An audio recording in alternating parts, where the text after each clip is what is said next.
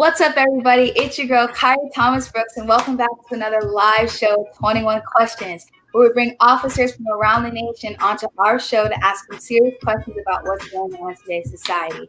I am an aspiring civil rights lawyer. I am an advocate for this amazing initiative called Hey Blue. Hey Blue has been facilitating meaningful connections between police officers and the community for about 2 years now. On our show, 21 Questions, I will be asking the officer 10 questions. He or she will be asking me 10 questions back, and our 21st question will come from our audience. Without further ado, I would like to introduce our guest, our next guest, from the Austin, Texas Police Department, Officer Jeremy Bohannon. Hey, what's up, Kyrie? How are you doing today? Good. How are you? Thank you for joining us. No, thanks for having me. This is awesome. Thank you. Whew. All right. How are you doing today? You feeling all right? Yeah, I'm doing good. I had a good day at work. Got home with the kids, hung out a little bit, and just excited to be here and get through these 21 questions with you. I'm excited about this. It's gonna be so much fun. All right, cool. So how about you tell us a little bit about yourself, officer? Okay, so I'm a 12-year law enforcement, I guess you can call it veteran. I work in Austin, Texas. I did 4 years at the University of Texas Police Department, and then I transferred over to the Austin Police Department. So I've been with them for about 8 years now. I love what I do. I spent a lot of time not only on patrol, but then I moved over to doing community policing. So I did a lot of youth engagement projects, and I work with the Police Activities League of Austin. And now I just recently transferred over to the recruiting unit. And so I recruit and try to help bring on new applicants and internship people onto the department. How is that working, like hands-on? Is it fun being involved in all of that?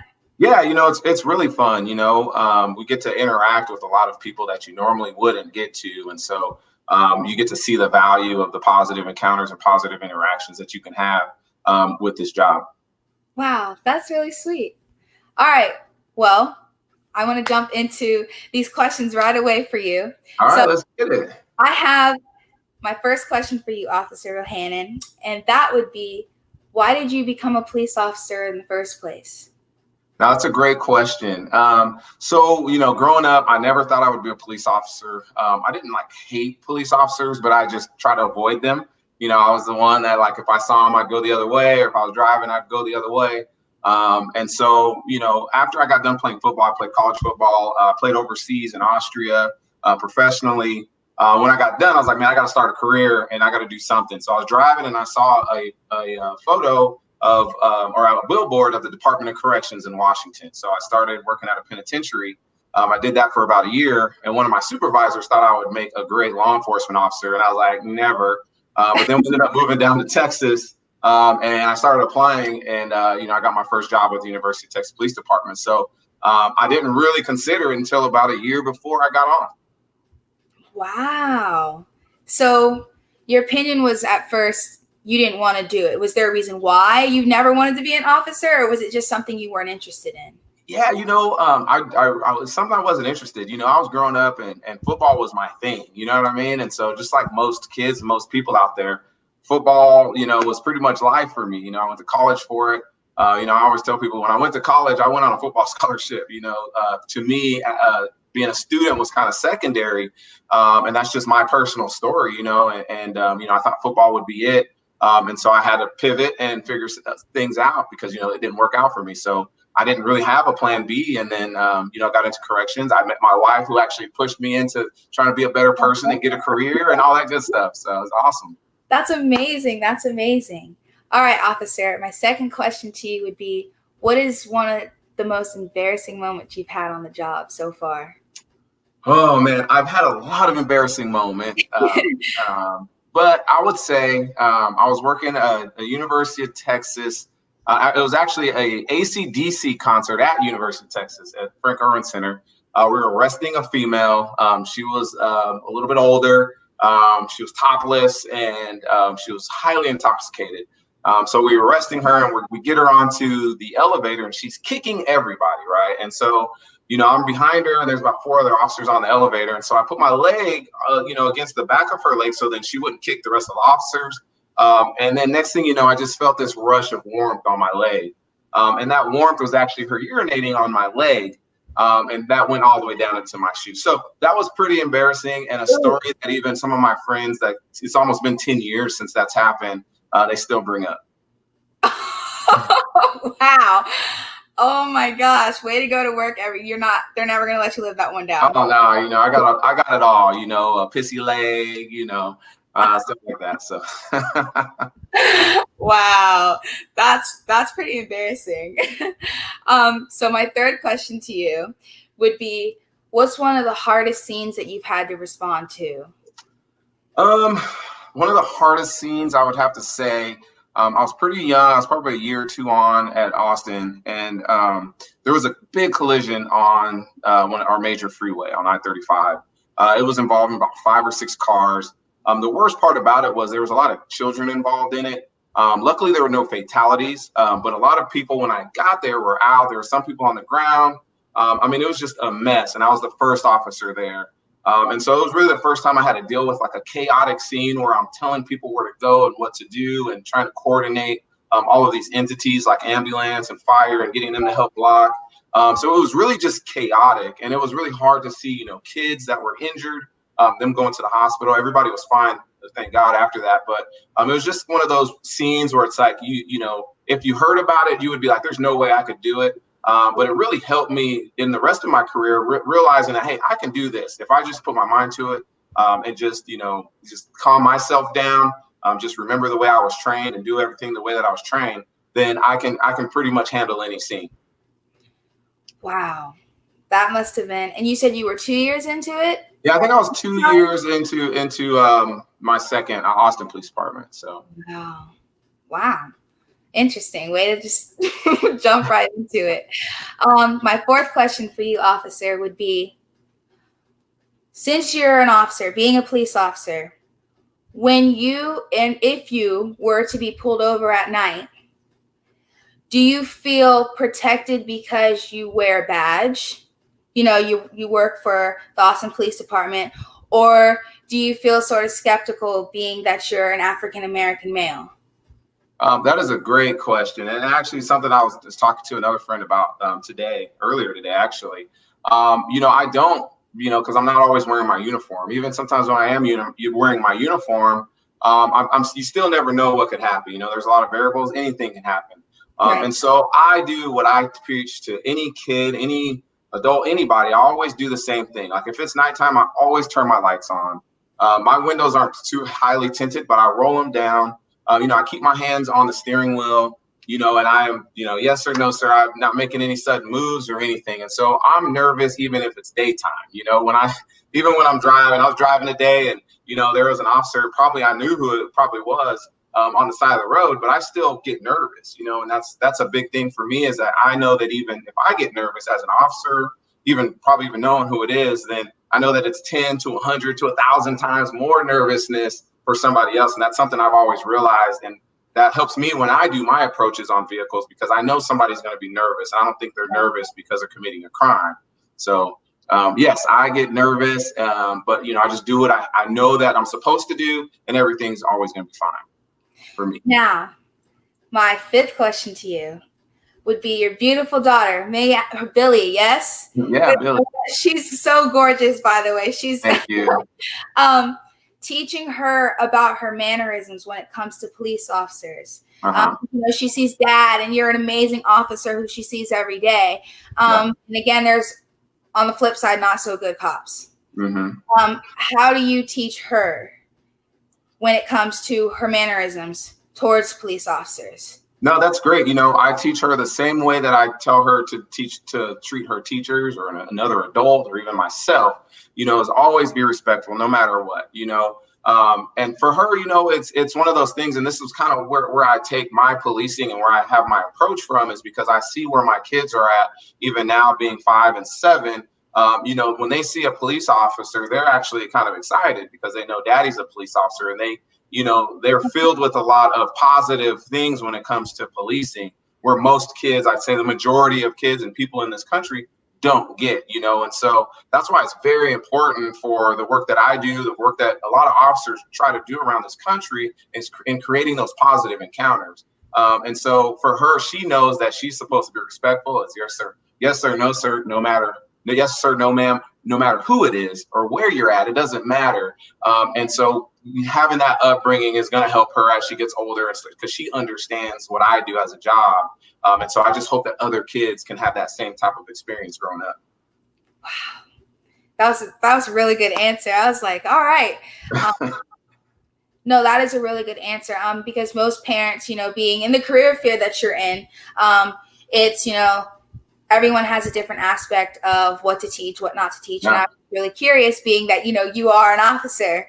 So how you approach that situation was really interesting to me. Yeah, thanks, Kyrie. And I'll add one thing to that really quick. It's a big thing when, for us, especially officers, we want to have those positive interactions. We want to be able to, be seen in a better light. And a lot of officers, they try their best to do that. And, we have those people out there that erode the trust.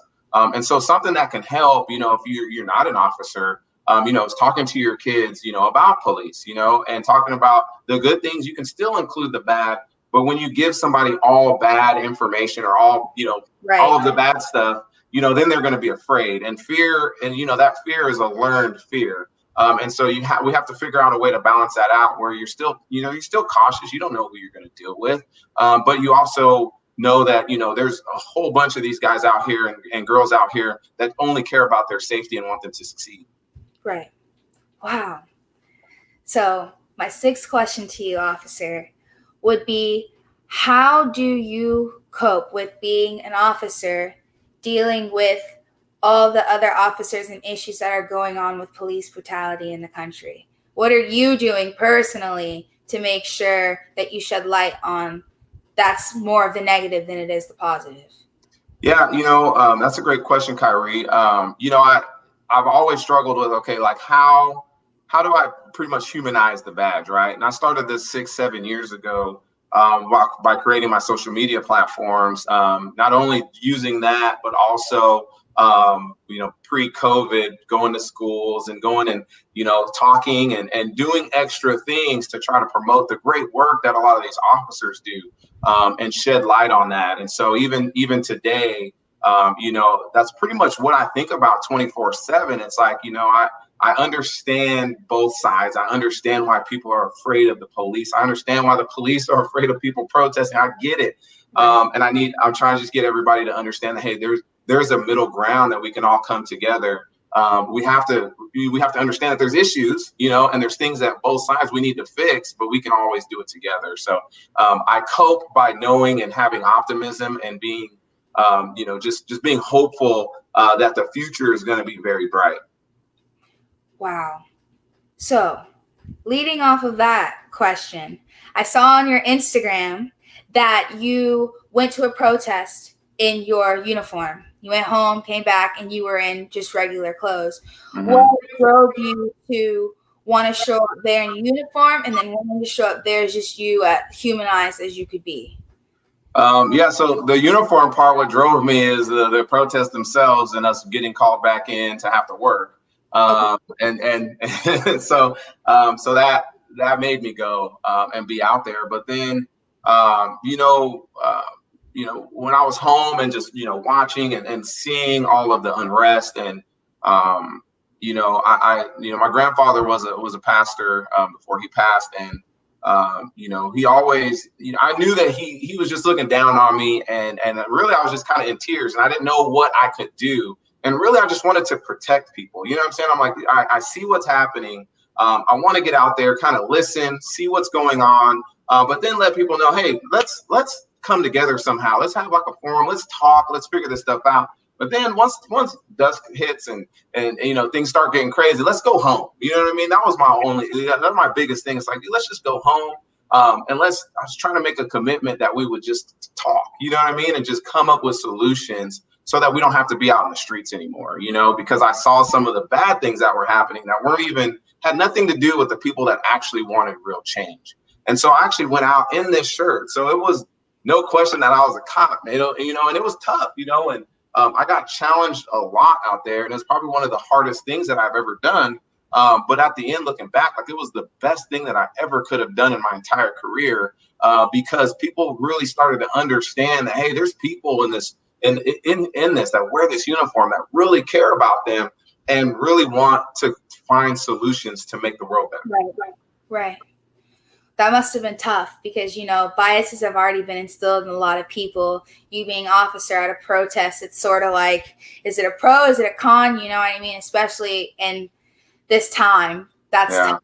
So me as a member of the community, even though I do not live in Austin, Texas, I really appreciate you doing something like that because I know I would feel, one, protected, and two, heard with an officer marching, with me at a protest, making sure I'm safe. And, if it was or wasn't something you stood for, just being out there on your own time. You know what I mean? So I appreciate that. My 8th question for you would be, as a African-American officer dealing with your Caucasian officer, your coworkers, do you ever feel like it's your job to teach the biases that have been instilled in young Black men or young Black females coming from an African-American background to your coworkers, when it comes to being fearful of the police, you know what I mean? Things like that. Do you feel like it's your job to teach them, or? That's a great question, Kyrie. I would say, and I wouldn't say, it's all Caucasians or all, because I feel like there's a lot of information that both sides really need to, we need to talk and sit down. And so, honestly, like I've never thought or felt like it was actually my job to do. But at some point when nothing's happening and nobody's doing it, you got to be like, who's going to do it? And so I took that upon, and it was a huge burden for me, because you're trying to get people to understand both sides. So I'm doing it not only for the community, my family, my friends, but I'm also doing it with my peers at work, my colleagues, and trying to get them to understand the other side as well. And so, and I when I was in front of the Texas football team, I told them, look, I've been spending a lot of time on the community trying to get them to understand policing, but I feel like I failed the community by not spending more time trying to get my colleagues to understand why there's a disconnect and why there's fear. And I think the biggest thing that we don't do in policing is talk about that actual history of policing, the full thing. And so, we get facts, and I always say this, people always want to say keep it 100, but really we're only keeping it 50. You know what I'm saying? I wish there was a little emoji on there that actually had like a 50 instead of a 100, because what's happening is we're getting 50, but we're not getting 100. And if we got 100, then people would actually understand why there's so much fear and why, the community has to give the talk, why that happens, and so once we start breaking down and start giving the actual full truth instead of just half truths, because we work in half truths on both sides, right? And it goes both ways. And so, but there's 100% in there that we need to do. That's in the middle. There's 50 on this side and 50 on this side of the story that doesn't get told. And I've been spending a lot of time with the community, giving that other 50. And now I feel like it's on me to give the other 50 to my colleagues as well, because I thought what we were doing was good enough. And I don't think it was. Thank you.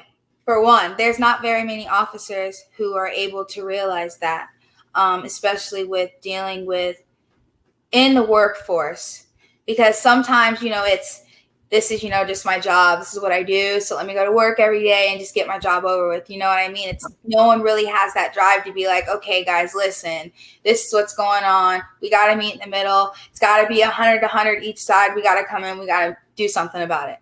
Yeah, you're absolutely right, Kyrie. You're absolutely right. So my 9th question for you, officer, would be, what was one of your more lighter days at work? Like one of your more fun calls that you got? That's probably the hardest question, because I always have fun at work. Like I literally have fun every time I work patrol. Like I work with some great people, you know what I mean? And it's awesome to be able to go in, have a good time. There's a lot of great supervisors, and we have a great bubbly time. And then we get out there and, we try to make, make our day as fun as we can, at the best that we can. You know what I mean? And so almost like this is why, people always ask, like, how has it been? I'm like, I love being a cop. It's like one of the best jobs in the world. You get to see a lot of things and you get to interact with a lot of people. And really, you have that power to make it fun. Even on a bad call, you can always turn it around to being positive and lighthearted. And, we hold a lot of power, with this badge, and we have that opportunity to turn something in horrible, or we can make it good and make people feel good. And so that's what I like most about it. So I couldn't give you one specific time. It was just like awesome, because I always have fun, even when I'm doing community policing stuff, when I'm patrolling. There's a lot of fun to be had in the uniform. Wow. That's a really optimistic answer. And again, you don't get a lot of people who, because I say that because there's a lot of people who just, like I said, they just go to work. It's just, let me go to work every day. Let me get the paycheck. Let me come home. Not a lot of people look at it from an optimistic point of view, where it's like, okay, like, how do I make this fun? My dad always tells me that if I'm bored or I feel like it's a chore, then it's not something that I really love. It's just work. So yeah, definitely. Being passionate about something makes it like 10 times better. Your dad is a very smart man, and just by knowing you, that I know he's a really smart man. So that's a great quote. Thank you. Okay, so my 10th and final question for you, officer. I'm still thinking about that, because I'm just like, wow. We can stay on that if you want to. So let's go back real quick, because like that time, like there's people like that, and that's the beauty of policing. You know what I mean? Like the policing is just like every other job. You know what I mean? Yes, it's a lot more scrutinized, and I can talk about why it's scrutinized and all that stuff. There's just not enough trust. But it's just like any other job. You're going to have like overperformers, underperformers, people who go all out, people who just want to get the minimum done, people, and you have that, and then you have people that, they love doing traffic stops, or they love, getting DWIs. They love helping, children. They love, like everybody has their own thing and their own niche and their own thing that they like, their own pet peeves. So we're all human. And so, there's some people that just come to work and just do it, and that's fine. And I don't have any ill will, as long as you're doing it honestly, you're doing it ethically, and you're helping the community, you're doing what you need to do for the community. Then that's great, And so I don't want to like knock somebody that's not maybe optimistic or having a hard time with policing, because let's face it, it is a hard job. It is one of the toughest things that really I've ever done, and I've been in a lot of different environments. And, so we have to understand that mentally it is really hard. We have a lot of officers committing suicide and this and that. And so what you're saying is it's absolutely true. And it's crazy, but I think it needs to be known that, hey, we're still human and we're still fighting. And there's a lot of people in this uniform that don't listen to the rhetoric, and they go out every single day, still today, and they do the best they can do for their community. Right. No matter what's going on. Right. Wow. Okay. So I think I can tie that into like my 10th question. So, how do you feel? My 10th question for you would be, how do you feel about training with the workforce? Do you feel like diversity training needs to be implemented more? Do you feel like diversity training needs to be implemented less? I would like to know your opinion on that. That's a great question. So I work in a department. We've done a lot of different diversity type trainings. We've done cultural diversity. We've done implicit bias, de-escalation. Like you call it, you name it, right? I think that there needs to be more, and kind of what I had alluded to earlier was more on the history, because I get the question all the time. It's like, why are we having so much trouble? Why do people not just respect us? I'm a cop, you got to respect me. This is me. I'm here to help you. You got to respect me. And people don't understand that history, and I could spend an hour talking about it, but I won't. So I tried my best to give the cliff note on what I feel like every police officer needs to understand. And when I go back and talking about half truths, I'm talking about the 13th Amendment, right? In the 13th Amendment, it says it abolishes slavery. However, there's a clause in there that says, except, unless you're punished or commit a crime or whatever. I can't remember the words, but so unless you've committed a crime, then slavery is abolished, which means if you get convicted of something and you're in prison, now you're subjected to involuntary servitude. The criminal justice system, the prison system went from 200,000 in the 80s to 2 million, now, you know what I mean? And so when you trace that all the way back down, who are the ones that are actually contributing to that the most? And that's your street level police officers. Now, the police officers don't really understand that this is what it is. We're out here and we're like, dude, we got crime. We're trying to clean this up. Drugs, domestic violence, whatever it may be. We're trying to clean it up. And so we're going to do what we can to do that. And so you don't realize the after effect and what happens the rest of the way. And I think that's important for officers to at least understand. That doesn't mean don't do your job.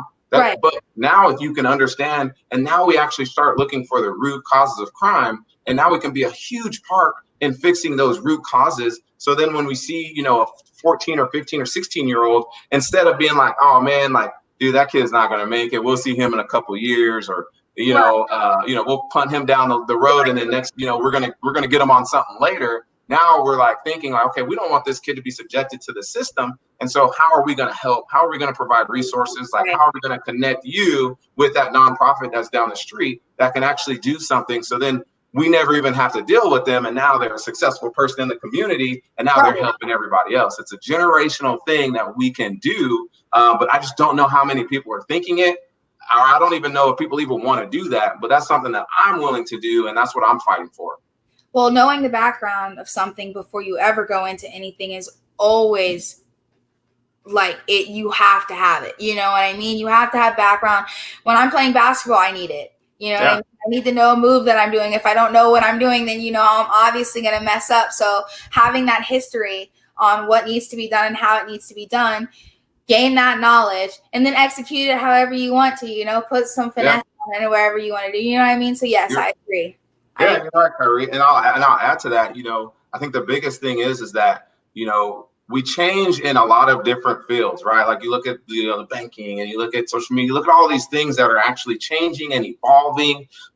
People are innovating, saying, hey, why are we doing it this way? Like, why? This is a better way. This is a better way to do things. Right. And we have a lot of things in our country, which is why it's crazy to me. It's like everybody's afraid to change. You know what I mean? And it doesn't mean, hey, you were doing wrong. It's like, hey, man, let's do something that's better for everybody that works. And that's really why people are out in the streets, And if you're so resistant to change, that's when people start saying, hey, now it's time to dismantle because we can't get you guys to change. So then we're going to do this next best thing. And so I understand why people are like that. It's like, all we got to do is just make some positive changes and go in the right direction. And then we don't have the trouble that we have. And now officers aren't, so stressed out and feeling like people hate them. Right. Okay, officer. Well, those are all the questions that I have for you. But before we go on to you asking me my 10 questions that you have for me, I would like to thank our sponsors. I would like to thank Central State Bank, Ben & Jerry's Ice Cream. I love their ice cream. It's so good. I would like to thank Exceed Concierge, the big brothers and big sisters of Central Florida, and the Birdie Eco School. I would like to thank all of them too. I gotta take a quick drink with the plug. Sorry. Don't worry, we're gonna get that win this weekend. They're not a sponsor, but hey, if you guys want to sponsor, hey, we're doing great things out here, man. Hey, Blue, link up with us. Anybody from the Cowboys see this, hit us up. All right, I guess it's my time. And you know what, Kyrie? Like, I'm nervous only because, like, you are such an amazing interviewer. Thank you. Tell everybody how old you are really quick. I am 17 years old. I'm 17 years old, junior in high school. And, I mean, there's no way that I'm going to come close to the way that you interviewed me. I'm amazed, actually. Like, this is amazing. You're going to be on a network somewhere doing everything that you want to do. So this is awesome. So I'll start with my questions, and I'll stop making you blush. All right. So this is a question for me that I have for you, and I'm really passionate about this. I'm really passionate about schools and youth and teens. And so what is the biggest issue facing teenagers today? The biggest issue facing teenagers today. My answer to that would probably be finding ourselves, not just through ourselves, through the education that we're brought through our household and the education that we're given outside of our household. Society wants you to act and behave a certain way. So then, you have your different groups and everything. You don't fit in. You're an outsider, things like that. And then whatever you're taught in the household, go to college, get a job. It's a lot of it clashes sometimes. And that's where it's like getting in trouble comes in a lot through that. But, as teens, it's a learning experience. So I think it's really getting to know ourselves, especially in a time like this where everything's constantly being thrown at you. Yeah.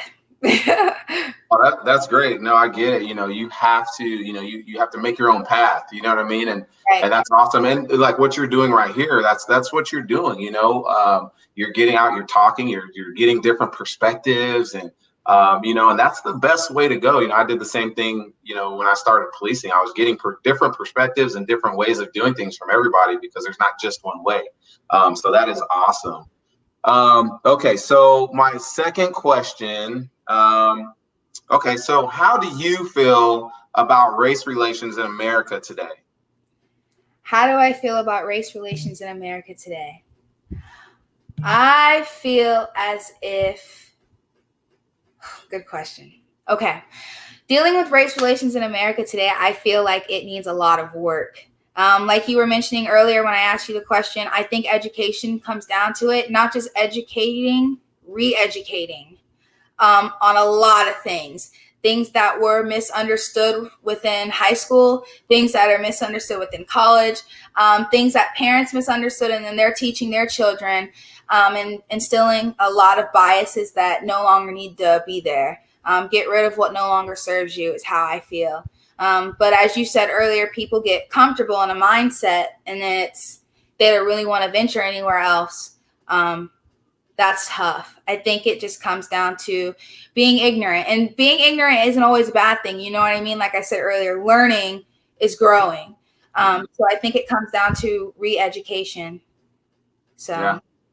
No, that's a great answer. You're right. We tend to take, especially in this day and age, like we tend to take what we get from, and really it's social media. And I have no knock on social media. I think it's a great tool. But what happens is we're fed only half. There's a great, and I don't know if we can do this, but there's a great, show on Netflix called Social Dilemma.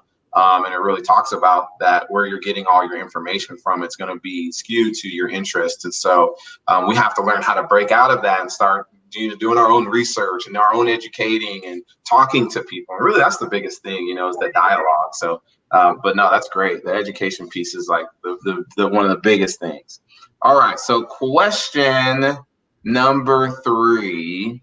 And what is your feelings on armed police officers in schools? I say toss it. I do not think it's a good idea personally. I know a lot of the school shootings have a lot to do with that idea that was, sort of persuaded into society. Mm-hmm. I don't agree with it, only because I don't think force is the first thing that we should be using when it comes to issues like that.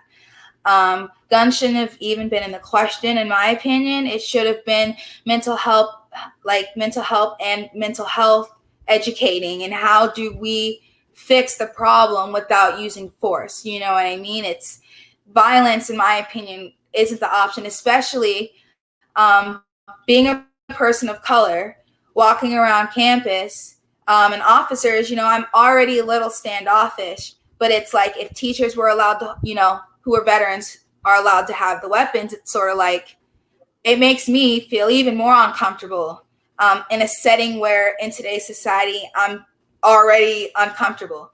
So I don't agree with it, no.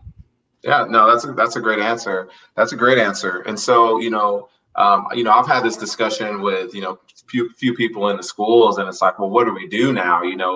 It's pretty much, it's hard to, go against somebody who's like, no, we have to have it in there because it makes us safe.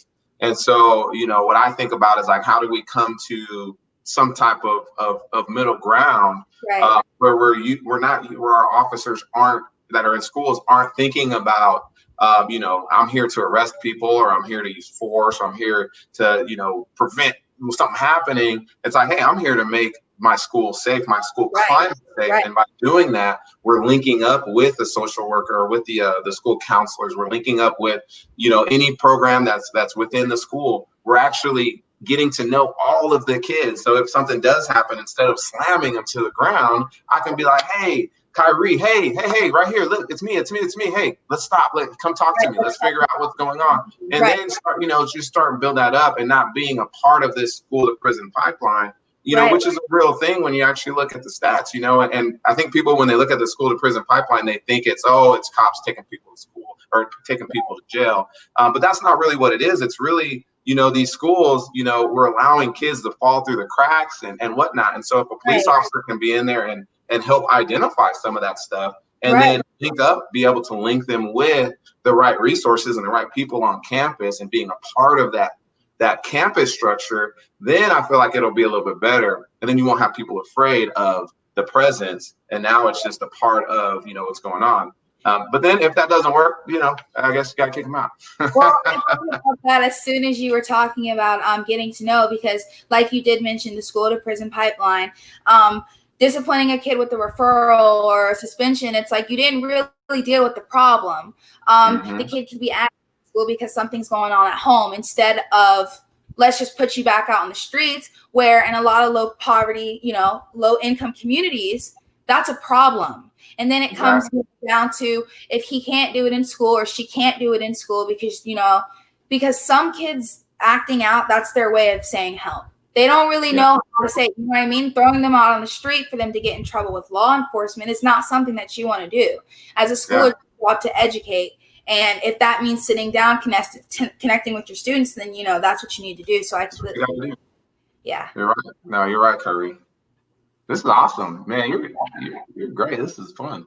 Okay. All right. So where am I at now? See, I'm bad at this. I told you, you're so much better than I am. You know what? What's it say? Please something about your mom, or it's gonna be a long night. Oh, you better go ahead. You better say something. You got anything? Oh gosh. My mom. Goodness gracious, my mom. When you were talking about education earlier, about the question you asked me, I think it was the second one you asked me about me being a teenager. Coming to know a strong Black woman has probably been my mom, in that sense, where she's taught me a lot of things. Where I go out and I'm like, there's just a lot of things. She put me on the spot. Things that a mother can teach you that a father can't. Dealing with my hormones, my issues. My dad's like, you're so emotional, to where I come home from school and I start ranting, and mom's like, okay, here's what it is. She gives me a lot of things, and we can connect on a lot of ways when it comes to women of color dealing with issues than my father and me connecting in different ways. So she's taught me to be stronger in that aspect than my dad has. So that's all. Cheers for moms. I'll say something about my mom. My mom is a rock star. She raised, 4 boys and 1 girl, pretty much by herself, and we're all doing great things because she took care. She shielded us from a lot of the crazy stuff that was happening, in our community. And, she made sure that, we always had things to do, right? So she put us in sports. We were so heavy in the church, and, I even did Boy Scouts and, karate. I had somebody come pick us up for karate. And so even though she worked a lot, she always made sure that we weren't just running around the streets. We were always doing what we needed to do. So props for moms, even though it's not Mother's Day. And even my wife, who's a mom, she's amazing.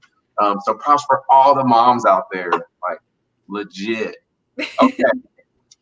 All right, so let me get to question 4. And actually, you kind of answered my question 4, but I'll ask it again. And the question was, if you do have police officers in your school, like, how would you like for them to be used? And so you kind of alluded to it. So I'll use that as my 4th question. So how would you want, in this perfect world, police officers in schools to be used? I think it's exactly what you said about just building relationships. Because again, a lot of kids act out because they don't really know how to say, hey, I need help. Especially when you come from, a Black household. A lot of the times there's that instillment of, you're Black, you need to be strong, you don't ask for help, things like that mentality, the mental health that comes down. I think a lot of it is connection, like talking, communicating, knowing the kid. It's like, hey, that's not really normal. What's going on at home? You know what I mean? Come sit, come talk to me. So I think that's how I think police officers should be used in schools. So. Yeah, no, that's a great answer. And my dream job right now, like I would love to work in the schools right now. You know what I mean? Because like I just feel like I'd have so much fun, from day one. Like I have all the, like, I don't know if you've seen Step Brothers. It's rated R, so I don't know. But it's like you have all this room for activities and stuff, and I just like to have a good time. You're still there, you're still protecting, and you're still making sure everything's secure. But you have the time to connect, like you were saying. You have to spend that time to connect. And sometimes when you're just standing there and standing in the corner and just staring at people, there's no connections being had. And not saying that all school officers do that. I know some great school officers that go above and beyond. But it needs to be the culture. That needs to be like, that's your job is to connect with these kids, find out what's going on with them. So then if something bad does happen, you can be at least a bridge to get them to that next level or to that help that they need. Right.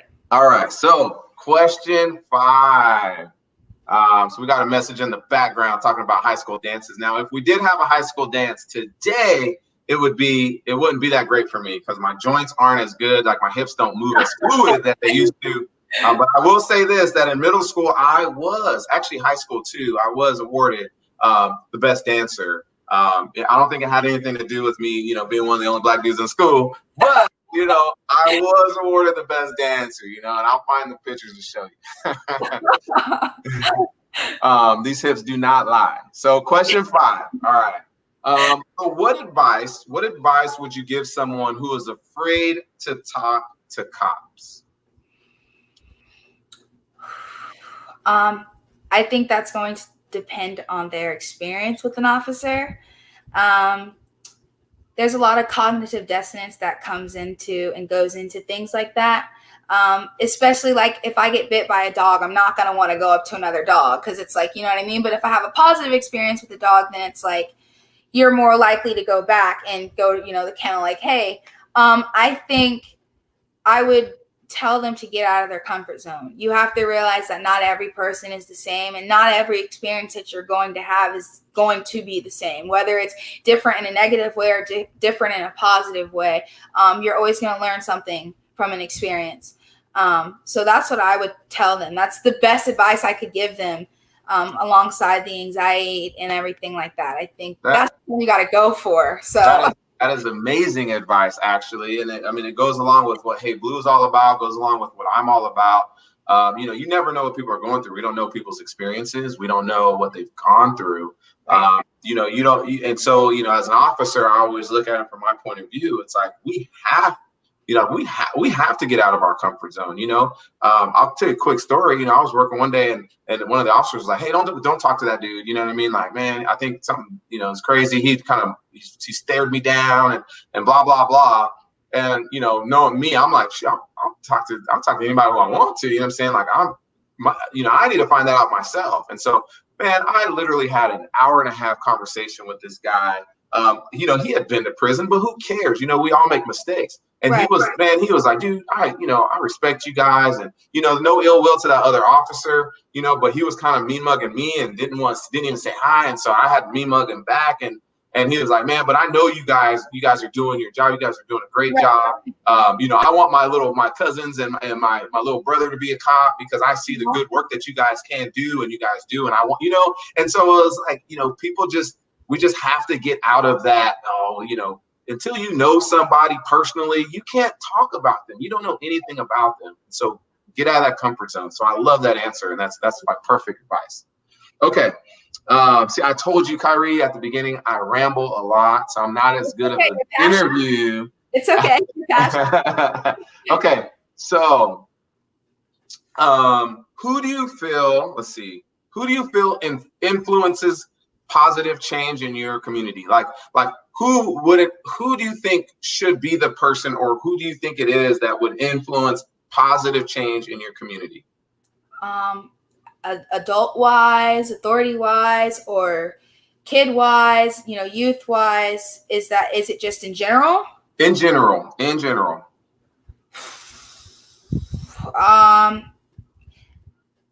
Personally, I can speak for probably myself, not to boast. A few other of my friends that I'm like close with who push change. I've got a friend who's Puerto Rican, and she's just always loud at the mouth. This is my culture, this is what we stand for. You know what I mean? Constantly educating. I have so many friends who are like me that I surround myself with, and they love to talk. Adult wise, I can't say that I've met adults like my parents, and I intern at a law firm. So I've met a whole bunch of lawyers and paralegals who have helped me, and they're great influencers of my community. But I can't say that there's a lot of adults today, sadly, who are willing to get out of that comfort zone that I was talking about earlier to be able to push change, like dealing with what we have today.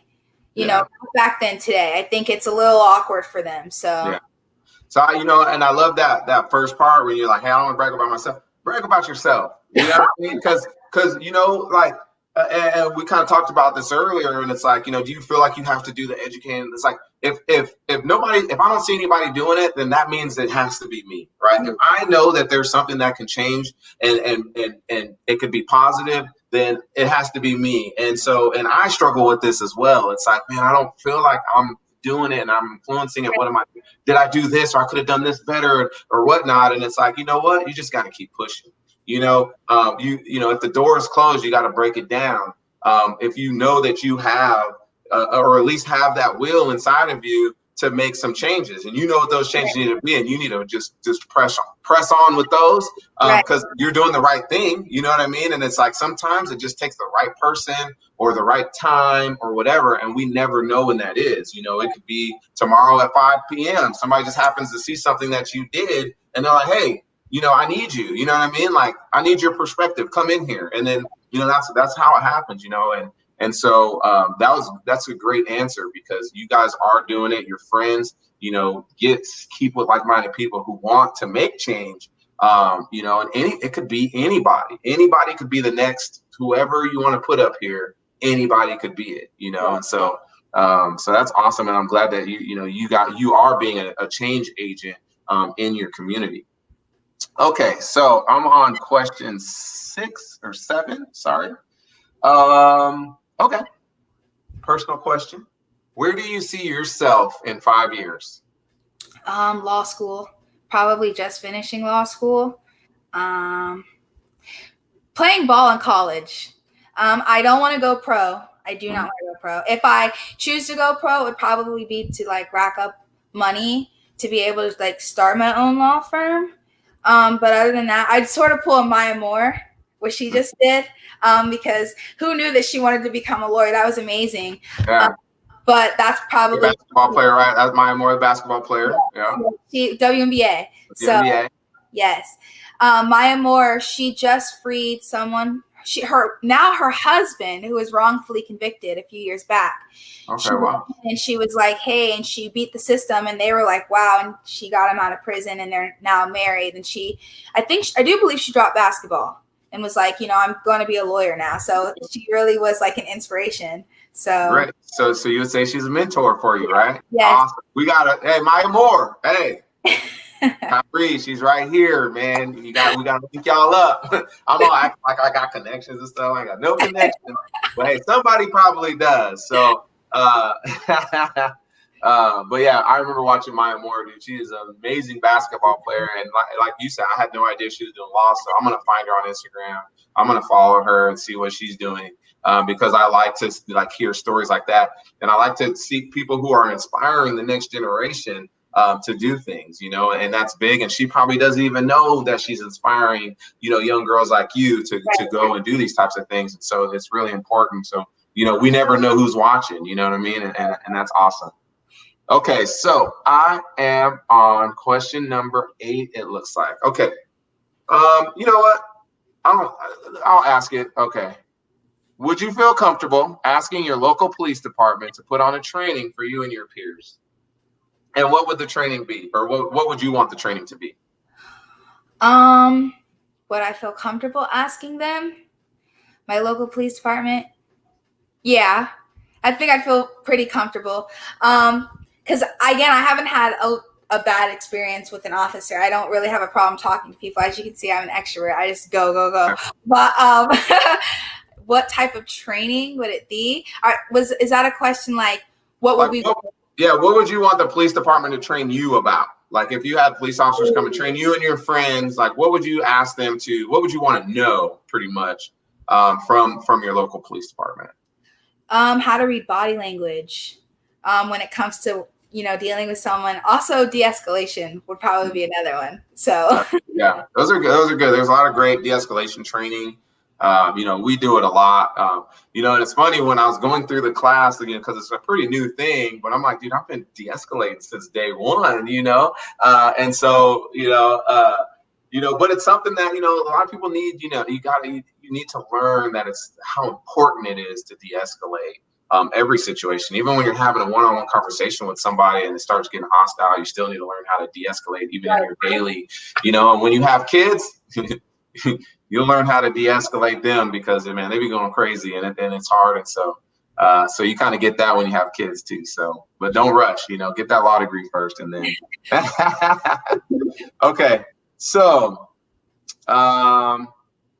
question number 9 I am on. What is the last thing you did for self-care?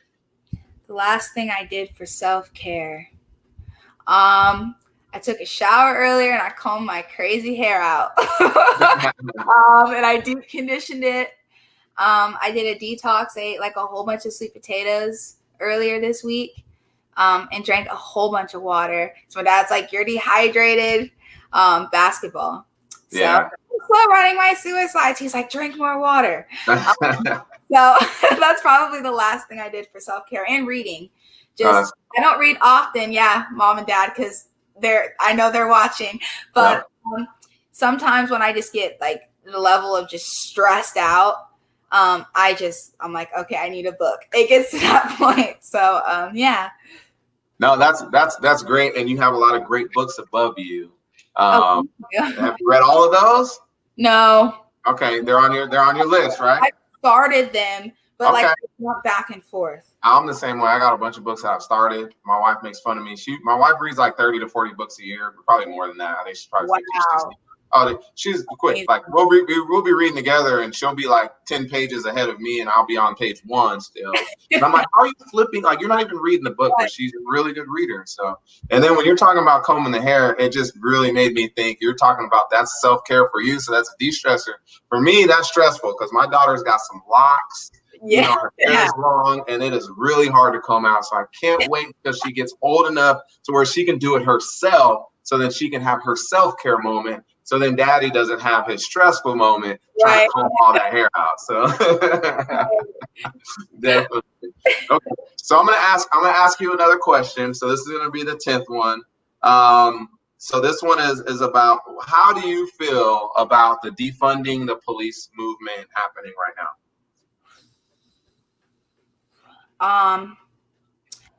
I don't agree with it, but I don't completely disagree. I think a lot of people misuse the term when it comes to, defunding the police. If you defund the police, there's not really anybody that you're going to call when you're in trouble. Because, normally it's police and then, it's firefighter, EMTs, ambulance, people like that, they all come. I think there needs to be more money put into different areas of policing that'll cause, that gap that the community is talking about to grow thinner. You know what I mean? But I don't completely agree with just getting rid of it altogether. That makes no sense.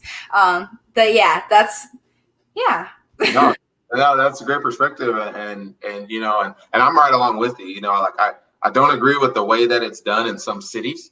It's, like you said, people misuse it. And so it's like people think defund, abolish, like that's all a part of it. We're getting rid of so that we can do something else. And really, there are alternatives, but are they the right thing for your community? And so it really needs to be a community discussion where you bring everybody together and figure out the best way to move forward. Is it, hey, we want these programs, so we can kind of move some funds over to do this instead of some of the things that we may not need to do. But those are the discussions that need to happen. But it has to be together, and it can't be like a punitive, like, hey, we don't like you, so this is what we're going to do, and then you have to backtrack and be like, okay, well, then how do we fix this mess that we created?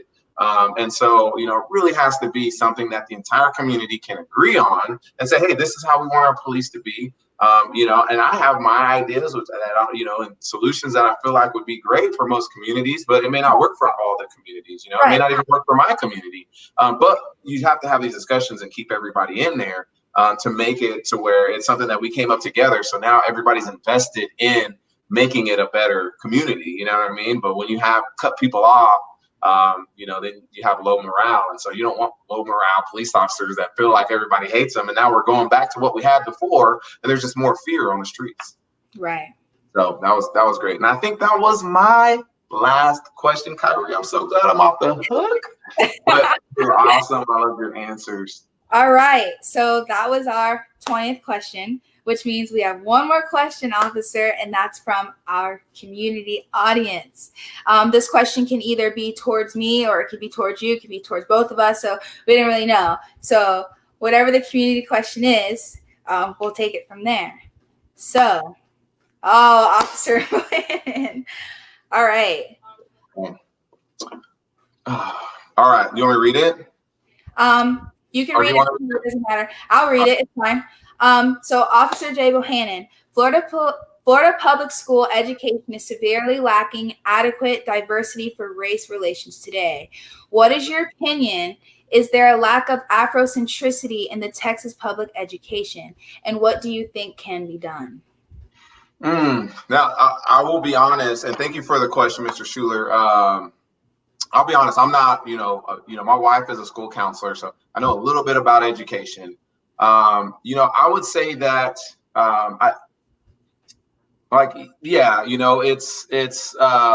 it is lacking.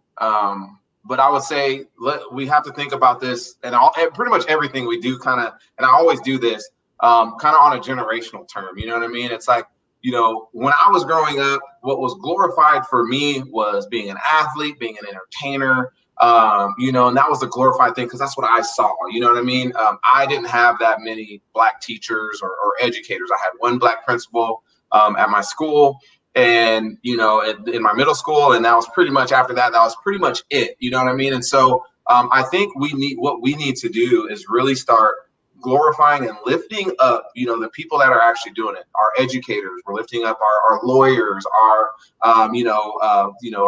bank managers, and showing people a better way. And so it's hard because, entertainment is a big thing. Our biggest people who are followed the most are entertainers. They're athletes. That's what I meant to say. They're athletes too. And so that's the big people that we see, that we glorify. They're like, man, they got this because they're able to do this. And now a lot of kids grow up thinking that that's what they have to do.